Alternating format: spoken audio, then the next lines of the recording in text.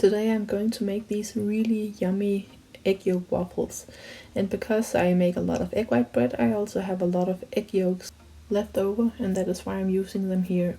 And I just have a chocolate protein powder, some baking powder, and I'm using some neutral oil, but you can also use butter. That is what is in the original recipe from Indigo Nili, and I will link that below in the description.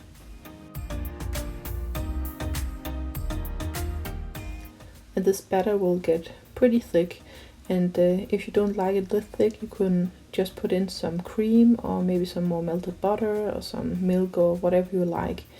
This is my first time making these waffles, so I'm just going to try them as they are. And they turned out okay, but they were a little dry, so next time I'm going to use butter and some cream to make them a little more runny and to up the fat percentage a little, because that helps when they feel dry in the mouth.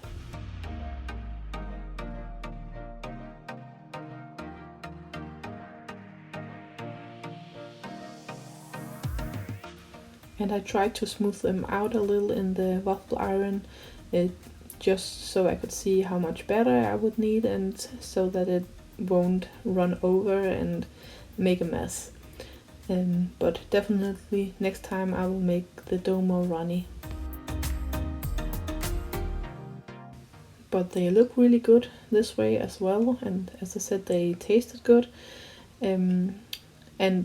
Compared to when you are making waffles with egg whites in them, these won't sink in. They will keep their shape and still be really fluffy when they have cooled off, and that is a big plus.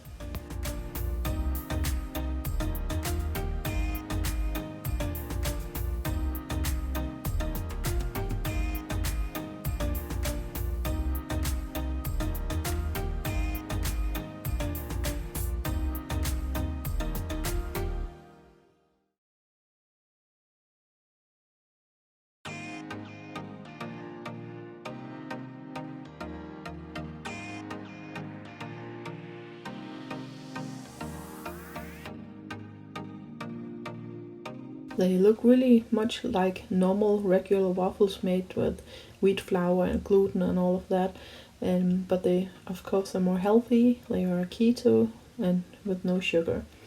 And now I'm going to make this really delicious vanilla ice cream, and I'm using allulose to keep it smooth and creamy, even though after it has been in the freezer. So I'm starting out with 2 eggs and about half a cup of allulose, and then I'm just going to whisk this together for a minute or two.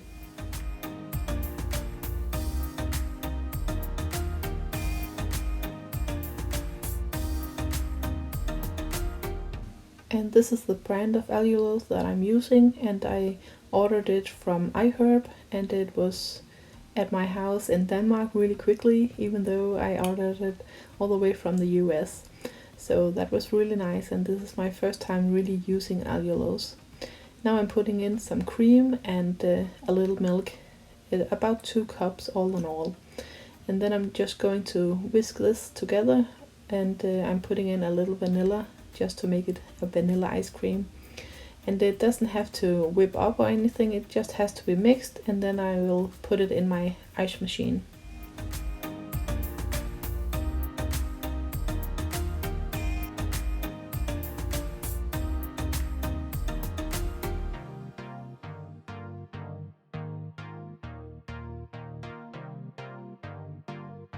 So as you can see, it's still really runny, and if you don't have an ice machine, it maybe would been a good idea to take the cream and whisk that up to a whipping cream and then mix in the eggs.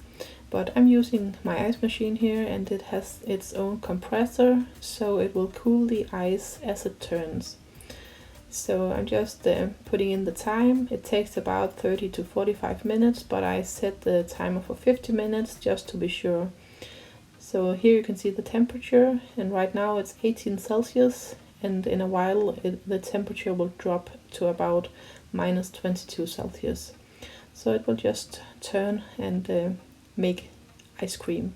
and you can already see here that it's getting thicker, and in about 40 minutes the ice cream was finished.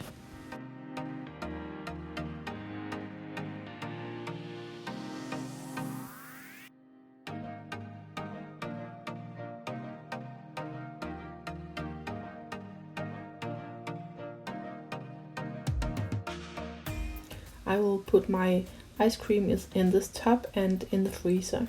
And if you would like to have some other flavors than just the vanilla, you can put it in the last minute or two of the churning process, and then it will mix in, or you can just mix it in by hand afterwards.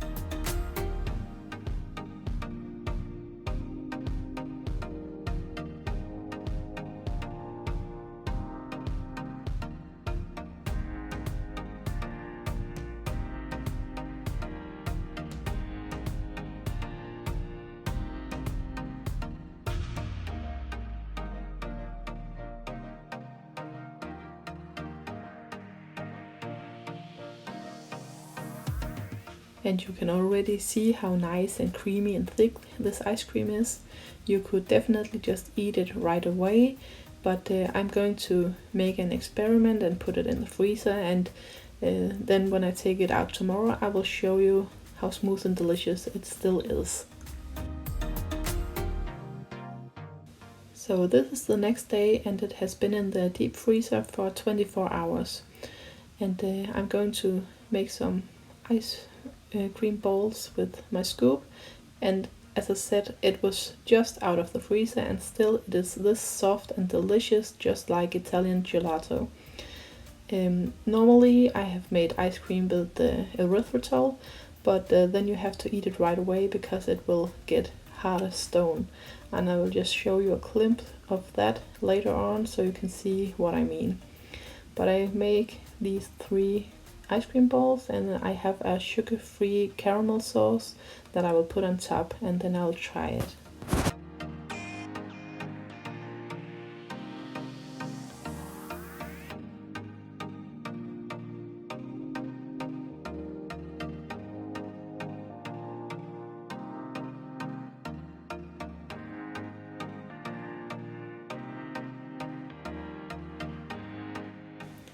And just have a look on how soft and creamy this ice cream is. So this is after 24 hours in the freezer, and it's still this yummy. This could not have happened with any other sweetener than allulose. Now I'm going to show you an ice cream that I made a while back. I made it the same way, just with erythritol instead of allulose. And you can just see how hard it is. I can barely cut into it, and it's just shattering and breaking into small pieces.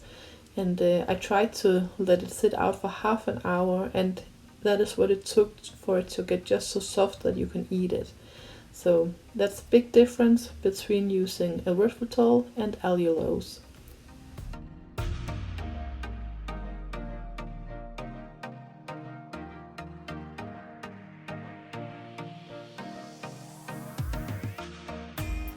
But thank you for watching, and I hope you will subscribe to my channel and go and follow us on Instagram at Vesters Farm Life. Bye bye.